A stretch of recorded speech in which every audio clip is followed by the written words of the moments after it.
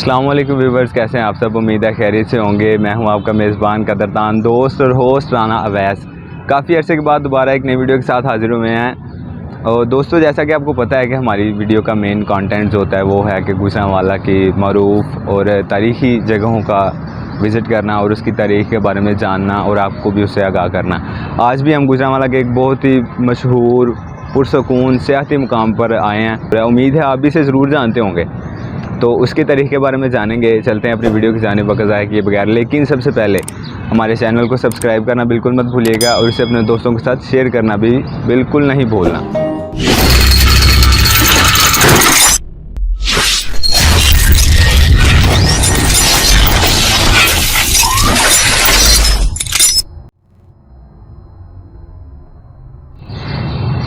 تو دوستو، آج ہم جیسے کہ پر کھڑے ہیں وہ گوجرانوالہ کا سب سے مشہور، معروف اور مصروف ترین مقام ہے شیرانوالہ باغ۔ جی ہاں، شیرانوالہ باغ کا نام سنتے ہی سب سے پہلے آپ کے ذہن میں آیا ہوگا پہلوان، یہاں کے اکھاڑے اور یہاں پر کی جانے والی کشتیاں۔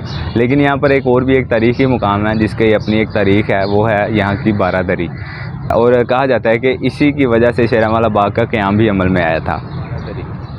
جب برصغیر میں مغل دور ختم ہوا تو اس کے بعد بہت سی سکھ ریاستیں اپنے قیام میں بھی آئی۔ یہاں پر بھی سکھوں کے بہت بڑے بادشاہ چرت سنگھ نے بھی گوجرانوالہ پر اپنا قبضہ کیا اور ایک سکھ سلطنت سکھر ساکیہ سلطنت، جو کہ سکھ دور کی اور تاریخ کی سب سے بڑی سلطنت بھی مانی جاتی ہے، اس کا قیام عمل میں لایا اور گوجرانوالہ کو اپنا دارالحکومت بنایا۔ ان کے بعد ان کے بیٹے مہان سنگھ نے گوجرانوالہ میں بہت سی تاریخی تعمیرات بھی کی، جن میں ایک قابل دید ثقافتی اور سیاحتی مقام ہے گوجرانوالہ کی بارہ دری۔ یہ بھی اس ایک باغ کا پویلین ہے اور ساتھ ساتھ یہ بھی کہا جاتا ہے کہ یہ مہان سنگھ کی سمادھی یعنی اس کے مقبرے کے ساتھ تعمیر کی گئی۔ جبکہ مہان سنگھ کا مقبرہ میرے بالکل عقب میں موجود ہے، اس کی تصاویر آپ کی اسکرین پر شو ہو رہی ہوں گی۔ اور اس کے ساتھ ساتھ یہ بارہ دری تعمیر کی گئی ایک کلاسک بارہ دری ہے، ایک باغ کا پویلین ہے جس کا مطلب ہے 12 دروازے۔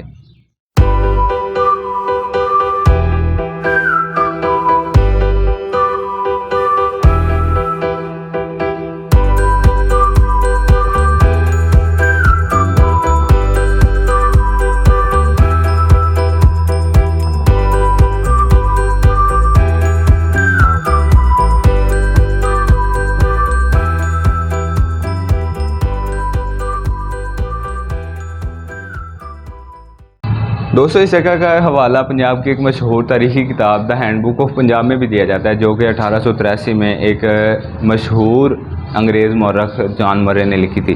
اس نے کہا کہ 1871 میں یہ جگہ ببیج لائبریری کے طور پر جانی گئی۔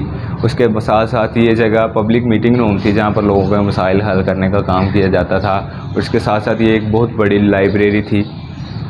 تو گائز، جیسا کہ آپ لوگوں کو اچھی طرح یاد بھی ہوگا اگر آپ ہسٹری جانتے ہیں، تو 1992 میں جب ہندوستان میں بابری مسجد شہید کی گئی، اس وقت پاکستان میں بھی بہت سے فسادات پھوٹ پڑے تھے۔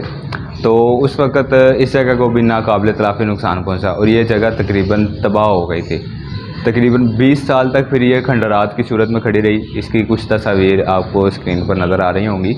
اور اس کے ساتھ ساتھ پھر سن 2012 میں چاندہ قلعہ میونسپلٹی حکام نے اس جگہ کا رینوویشن کا، اس جگہ کو دوبارہ نئے سرے سے تعمیر کرنے کا ذمہ اپنے سر لیا، اور اس کے لیے انہوں نے تقریباً 30 لاکھ روپے کی رقم بھی مختص کی۔ اور اس کے بعد پھر ایک بہت ہی مشہور پاکستان کے آرکیٹیکٹ ہیں مرید حسین، جنہوں نے اپنی ٹیم کے ساتھ یہ کام کا ذمہ اپنے سر لیا۔ انہوں نے بہت سے ماہرین آثار قدیمہ کی بھی مدد لی اور اس پوری کوشش کی کہ اس جگہ کو اپنی اصلی حالت میں دوبارہ سے قائم کیا جا سکے۔ لیکن کچھ لوگ ابھی بھی اس چیز سے متفق نہیں ہیں۔ ایک سکھ ثقافتی مورخ ہیں امردیپ سنگھ، انہوں نے اپنے ایک بیانیے میں کہا کہ اس میں اصلی کی نسبت ابھی بھی بہت سی نقش و نگاری اور ثقافتی جو نقاش تھے اس کا فقدان ہے، لیکن انہوں نے اپنی پوری کوشش کی ہے کہ اس جگہ کو دوبارہ سے ویسا ہی سیاحتی مقام اور ویسا ہی رتبہ مل سکے۔ گائز، ابھی بھی یہ عمارت گوجرانوالہ کی حال اور تاریخ میں بے پناہ اضافہ کر رہی ہے، اور اس کے ساتھ ساتھ دیکھنے والوں کے لیے یہ ایک بہترین سیاحتی مقام ہے۔ بہت سے لوگ یہاں پر آتے ہیں اور اس کی دل فریب نقش و نگاری اور فنون دستکاری اور انداز تعمیر سے اس کے شہر میں کھو جاتے ہیں۔ تو دوستو، یہ تھی ہماری آج کی ویڈیو۔ امید ہے آپ کو پسند آئی ہوگی۔ ہم نے گوجرانوالہ کے ایک بہت ہی معروف مقام شیرانوالہ باغ کو اجاگر کرنے کی کوشش کی۔ آگے آپ کا کام ہے کہ آپ اس ویڈیو کو شیئر کریں اور گوجرانوالہ کو مشہور کریں، اس سیاحتی مقام کو وزٹ کرنے کے لوگوں کی تعداد میں اضافہ کریں، اور خود بھی میں آپ کو دعوت دوں گا کہ اس جگہ کا چکر لگائیں بہت ہی زیادہ اچھا سیاحتی مقام ہے, پکنک پوائنٹ ہے. آپ فیملی کے ساتھ بھی یہاں پر آ سکتے ہیں, اور فوٹو شوٹ پوائنٹ بھی ہے. اگر آپ یہاں پر فوٹو شوٹ کرنا چاہیں تو بہت اچھے اچھے شوٹس آپ کے ہو سکتے ہیں. اور اس کے ساتھ ساتھ اس ویڈیو کو شیئر کرنا بالکل مت بھولیے گا, اور اپنے آراء و تجاویز سے ضرور ہمیں آگاہ کیجیے گا. اور شاد رہیں, آباد رہیں. ملیں گے ایک نئی ویڈیو کے ساتھ, تب تک کے لیے اللہ حافظ.